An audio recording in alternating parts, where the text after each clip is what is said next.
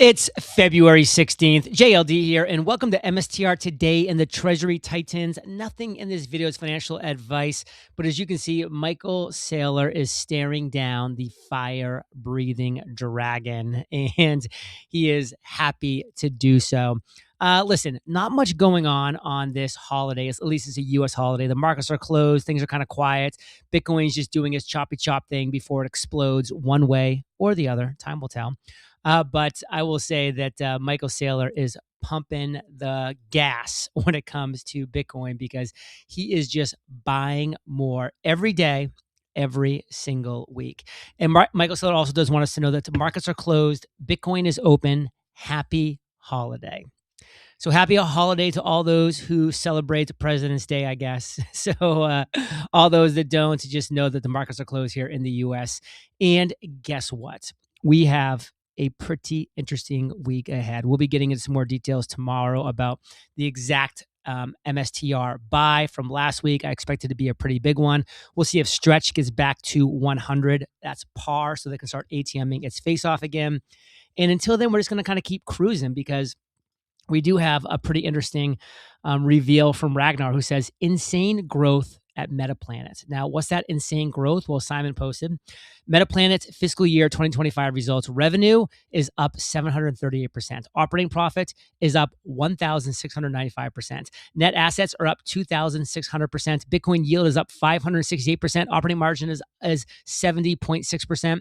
And the forecast is the revenue being up 80%, operating profit being up 81%. And you can see it all here in the consolidated financial results for fiscal year 2025. And this is why I've been doing a lot of DCAing into Metaplanet, because obviously I think MSTR and strategy is the absolute apex predator in the Bitcoin treasury space and always will be.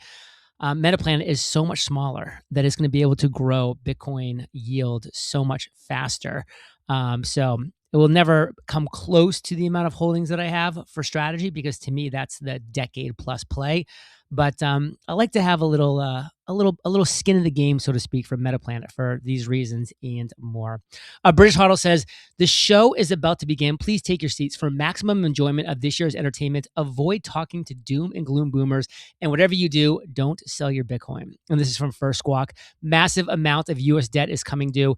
9.6 trillion of U.S. marketable government debt will mature over the next 12 months, the most ever.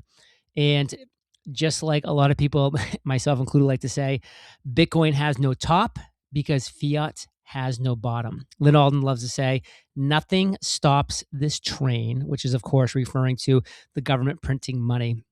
And, Anthony Pompliano just always saying the one truth that he knows is the government will never stop printing money, debasing the currency, making dirty fiat even dirtier.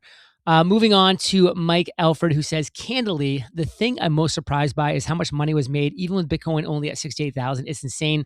Generational wealth, dynastic wealth, and still only at 68. When Bitcoin is 1 million, it's going to be a whole different thing. Hard to even fathom. Wow. Patience. And that's all we can have right now is patience. I mean, what else are we going to do besides just wait for the break to the upside? I mean, could there be a short-term break to the downside? Of course. Anything is possible with Bitcoin, with outside forces, with the macro environment, et cetera, et cetera. But it's inevitable, is what I believe, is what many people believe. It's inevitable. And I have a great clip from Michael Saylor, so sit back, relax, and enjoy this market closed Monday. I think the important thing is to use them the right way. For example, we used AI in order to design those 5 digital credit instruments. So people ask, how do you make $1 billion with AI? Well, we created $8 billion with AI just by designing new types of securities.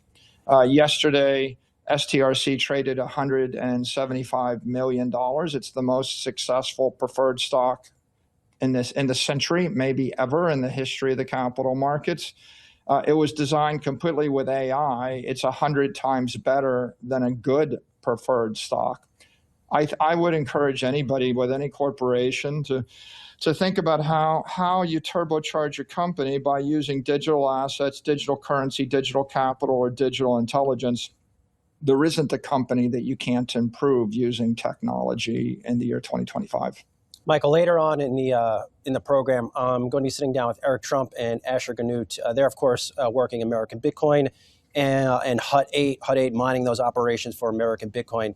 And I know they're very focused on power generation. As you look at your long-term outlook for Bitcoin, other cryptocurrencies, how concerned are you that this country can't produce the power it needs to meet the demands of cryptocurrency? I think the company got a wake-up call. Back in 2020 and 2021, I talked to a lot of power companies and energy companies, and they were about to decommission all their nuclear reactors. We were staring at all the nuclear reactors getting decommissioned, and there was a movement to shut down nuclear energy in this country. And of course, in Germany, they shut them all down. From early 70s, 73, all the way till 2023, the nuclear industry was persona non grata, and it was politically incorrect.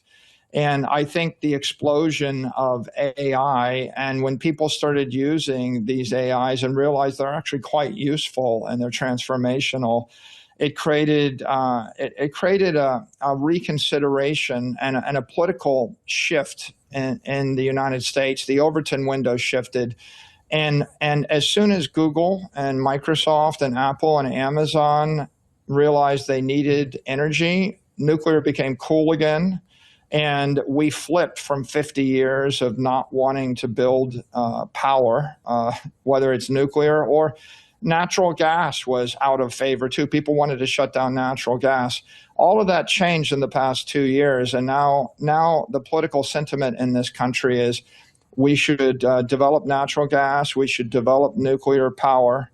And of course, we're only about 1 to 2 years into that sentiment shift. But I have confidence that the United States is going to move from a laggard to a leader in the energy generation business, because now we see we need the energy to drive our cars. We need the energy to power up our robots. We need the energy to think 1 billion times faster, 1 billion times quicker. And we need the energy to defend our digital assets like the Bitcoin network. And the only thing that was lacking was the political will, and I think that has flipped 180 degrees. There's bipartisan consensus. There's not even a debate right now about whether we should generate more energy or build more power plants. 4 years ago, you couldn't have done it. And so I think we've been saved by the explosion of digital intelligence and digital assets in this country. It'll be good for the nation. It'll be good for the world. Scams and identity theft do not start with hackers. They start with your personal data being easy to find online. Your home address, phone number, and employment history can be sitting on dozens of websites right now, waiting to be used for fake loans, targeted scams, or worse. That information is spread across people's search pages, shady directories, and commercial databases you've never even heard of. That's where Incogni comes in. Instead of spending hundreds of hours manually opting out of these sites, Incogni automates the entire process. They hunt down your data and demand its removal. Incogni doesn't just do this once. They continuously monitor these sites in the background to make sure your data doesn't reappear. I recommend the unlimited plan because when something isn't covered automatically, Incogni's custom removals feature lets you send in a specific link, and a dedicated privacy expert takes care of the manual removal for you, start to finish. Remember, if they can't find you, they can't use your data against you. Take your data back risk-free with Incogni's 30-day money-back guarantee. Use code MSTR for 60% off an annual plan at incogni.com/MSTR.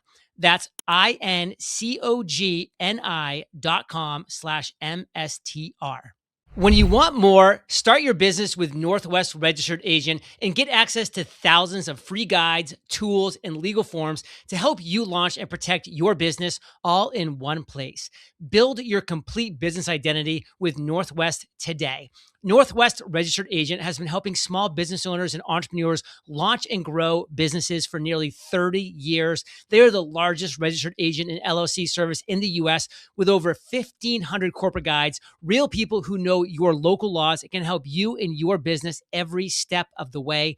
Build your business identity fast with resources, forms, and step-by-step guides even before creating an account. Sign up to manage your business hub with lawyer-drafted documents. Northwest is your one-stop resource, makes life easy, and keeps privacy automatic, never selling data anywhere. Don't wait. Protect your privacy, build your brand, and get your complete business identity in just 10 clicks and 10 minutes. Visit www.northwestregisteredagent.com/JLD free and start building something amazing. Get more with Northwest Registered Agent at www.northwestregisteredagent.com/JLD free. Michael, obviously you're a serious guy, right? We've talked a number of times. You think very deeply about all these issues. But then sometimes I look at your X account and I see you posting or reposting these various sort of digitally generated images, AI generated images of yourself. They're a lot of fun, right? Of you, we're showing one of you in a top hat, various Bitcoin paraphernalia, superheroes, etc. Like, I'm just curious how you think about that. Is that, is your Bitcoin, advocacy, is there an element of shtick to it as well? Are you having a little fun with it? How do you think about all of that? When I was growing up, there were 3 channels on television, and they turned off the television, the signal at like 11 o'clock at night or midnight. And for 8 hours, there was no programming. There was no internet. We didn't have today. We have infinite free music, infinite free television, infinite streaming video, infinite free YouTube. You can get lost, fall in a TikTok hole, an Instagram hole. You can get on stream and Twitch. We have managed to manufacture infinite everything. It used to be you had to have money to get a newspaper or a magazine. And now you can see we live in a world where we have, to say 1 million times more content would be probably an understatement. So the entire society is being inundated with information, and their attention span has shrunk. And so people just don't have an hour to listen to what you have to say. Sometimes they don't have a minute. Oftentimes I think, should I say it in a podcast? Well, maybe someone will listen to it. Can I say it in 5 minutes? That might be too long. Can I say it in 30 seconds? Sometimes I'll write a paragraph and you think, no, I don't have a paragraph. People will read the first sentence. And then I write the sentence and I think people aren't going to read to the end of the sentence. And so the thing you learn from social media is you need to get to the point. So how about tell me what you want to say in 1 second? And the cliche is a picture is worth 1,000 words. And so sometimes I don't give you 1,000 words because you would lose 99.9% of the audience. In fact, I would say you'd probably lose 99.99% of the audience.